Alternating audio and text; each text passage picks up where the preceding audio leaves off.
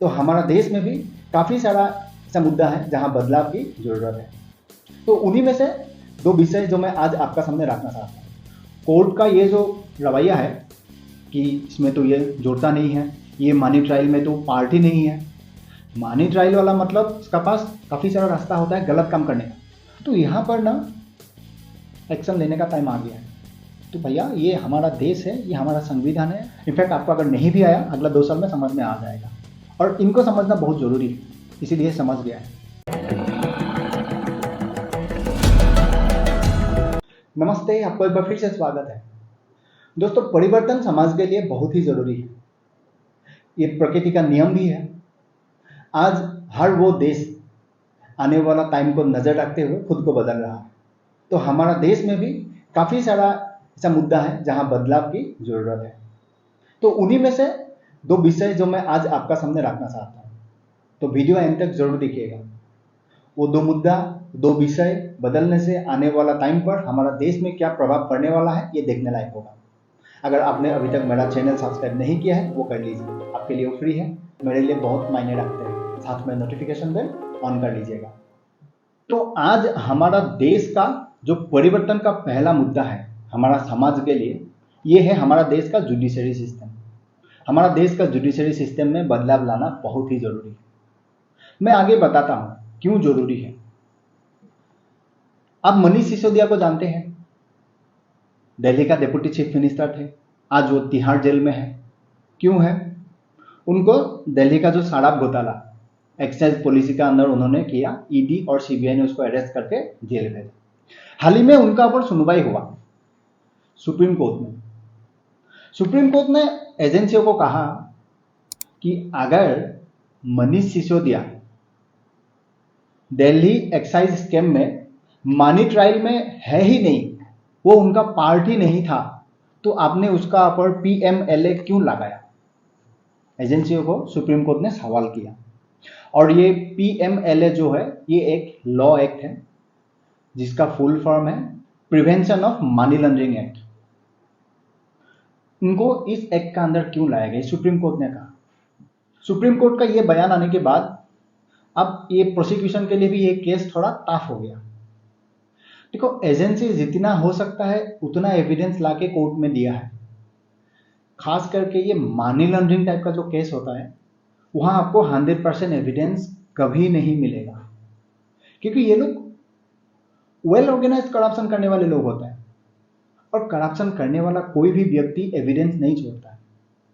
अगर वहां से कोई एजेंसी जितना हो सकता है उतना लाके कोर्ट में सबमिट करता है तो कोर्ट को उतने में से पर्याप्त मान के अगर ऊपर नीचे करने के बाद, कुछ कनेक्ट करने के बाद ये मनी ट्रेल या मनी लॉन्ड्रिंग टाइप का केस का एविडेंस बनते हैं तो उसी का ऊपर ही डिसीजन लेना पड़ता है। अदरवाइज ये जो वेल ऑर्गेनाइज्ड करप्शन है ना, हमारा देश से कभी खत्म ही नहीं होगा, इनफैक्ट आगे बढ़ेगा। कोर्ट का ये जो रवैया है कि इसमें तो ये जोड़ता नहीं है, ये मनी ट्रायल में तो पार्टी नहीं है। मनी ट्रायल वाला मतलब इसका पास काफी सारा रास्ता होता है गलत काम करने का। बोला ना, 100% एविडेंस कभी नहीं मिलेगा।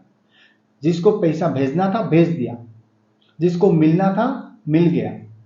तो उनमें से अगर कोई पर्याप्त एविडेंस ला के दे रहा है ना कोर्ट में, उसी में से कोर्ट को डिसीजन लेना पड़ेगा।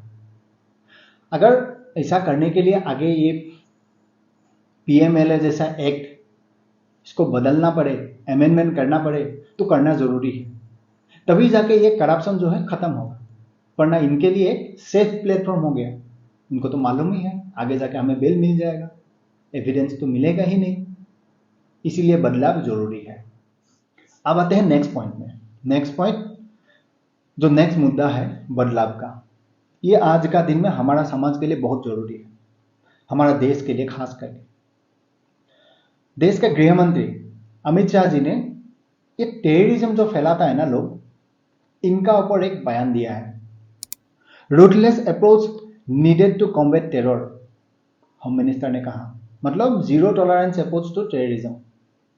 ये हम पिछले कई टाइम से बोलते आ रहा है।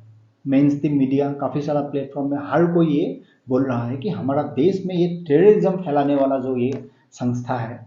अब देखिएगा, अक्सर टेररिस्ट को सपोर्ट करने के लिए काफ़ी सारा इनका एक चेन सिस्टम होता है। कोई लॉजिस्टिक्स डिपार्टमेंट होता है, कोई फंडिंग डिपार्टमेंट होता है, कोई एनजीओ वगैरह होता है। दुनिया भर का ये लोग क्या करता है, एक जन दूसरे जन को सपोर्ट करता है। तो इनका ऊपर आगे और टॉलरेंस नहीं किया जाएगा। ये सही फैसला लिया है और मैं तो कहता हूँ ये और पहले होना चाहिए था। तो इनसे क्या होगा, इनका जो ये विक्टिम कार्ड खेलने का एक सिस्टम है ना, पहले तो टेररिज्म को सपोर्ट करता है, उसके बाद ये लोग रोते हैं कि नहीं नहीं हमारा ऊपर इस जात का नाम पर हो रहा है, हमारा ऊपर इस कम्युनिटी का नाम पर हो रहा है, राइट। ये नहीं होगा। मतलब ये कोई पॉलिसी बनेगा तो जो भी इसमें दोषी पाया जाएगा उसको सजा मिलेगा। पता नहीं सजा क्या होगा, क्या बिल लाएगा, क्या लॉ बनेगा, वो मैं नहीं जानता हूँ, आगे मालूम पड़ेगा। लेकिन सजा देना बहुत जरूरी है, क्योंकि आज काफी टाइम से आप देखिएगा, इलेक्शन लोकसभा 2024 जितना नजदीक आ रहा है, देश भर में काफी ज्यादा जगह में आज इस टाइप का एक्टिविटीज दिखाई दे रहा है। ज्यादातर टाइम आप देखिएगा ये हिंदू मुस्लिम ये एंगल हर दिशा से आ रहा है। तो यहां पर ना एक्शन लेने का टाइम आ गया है। तो भैया ये हमारा देश है, ये हमारा संविधान है, इसी हिसाब से ये देश चलेगा, तुम्हारा ये नहीं चलेगा। दुकान बंद करने का टाइम आ चुका है। और साथ में अमित शाह जी ने और एक बहुत बढ़िया वहां पर मीटिंग किया। साथ में उन्होंने कहा, क्या कहा मैं आपको दिखा देता हूं। मीटिंग हुआ आपका दिल्ली में, वहां पर काफी सारे स्टेट्स का सीएम और डिप्टी सीएम भी था। महाराष्ट्र का chief minister, deputy chief minister, Andhra Jharkhand का चीफ मिनिस्टर थे, होम मिनिस्टर था, NSA national security adviser Ajit Doval साहब भी थे। तो वहां पर अमित शाह जी ने एक बहुत बड़ा ऐलान किया, ये जो नक्सलिज्म होता है ना, लेफ्ट विंग एक्सट्रीमिस्ट, इनको अगला 2 साल में देश में खत्म करना है। ये जब मैंने सुना ना न्यूज, मुझे बहुत खुशी आया। मतलब काफी आज हमारा देश में ये जो एक एंगल है ना, ये लेफ्ट विंग एक्सट्रीमिस्ट, इनका कोई भी संस्था हो ना भैया, इसको तो सीधा बंद कर दो। बंद करना बहुत जरूरी है। ये कहीं से भी हो, ये नो मैटर कि ये जेएनयू से है, दिल्ली आईआईटी से है, या वो फलाना ढिमकाना कहीं से भी हो, ये लेफ्ट विंग एक्सट्रीमिस्ट जो सोच रखने वाला व्यक्ति है, इनका दुकान बंद करना बहुत जरूरी है। तो अमित शाह जी का ये जो फैसला है, ये जो मीटिंग है, हम स्वागत करते हैं और आपको भी करना चाहिए। ये लोग क्या करता है, इनका एक ही काम है, कभी कुछ गलत हो जाता है तो वहां जाके खड़ा हो जाता है, जाके उसको कम्युनल एक एंगल देके उसमें फलाना ढिमकाना करके उसको और ज्यादा लड़वाता है। मतलब जहां आग लगते हैं वहां जाके ये लोग घी डालते हैं। इनका वही तो काम होता है। या तो देश का अगेंस्ट में एजेंडा चलाने का काम होता है।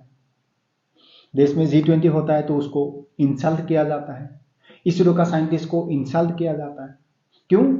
क्योंकि freedom of expression, freedom of right इस देश में डेमोक्रेसी का नाम पर हर किसी को मिलता है। तो भैया आगे से ये नहीं चलेगा। मुझे तो अभी अगर मैं सोचता हूं ना, मजा आ रहा है।